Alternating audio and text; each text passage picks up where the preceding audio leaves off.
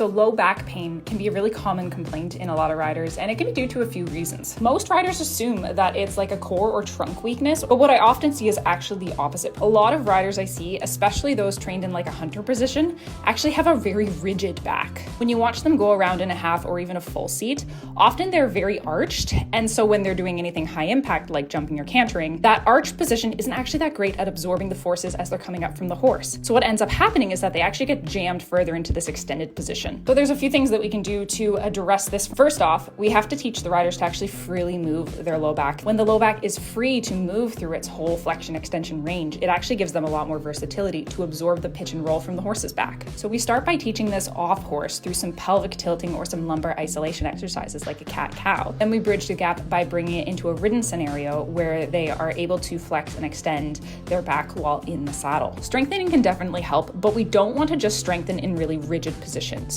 We want to strengthen our back through its whole range. So that's not just planks or crunches, but it's also things like Jefferson curls, back extensions, wood chops, kettlebell swings, kettlebell sweeps, farmer's carries, side tilts, anything that has you moving your core and your trunk through lots of motion. At the end of the day, we do need to remember that low back pain is really complex and it's a multifactorial problem. And this is literally just one of thousands of factors that might play into why you're experiencing pain.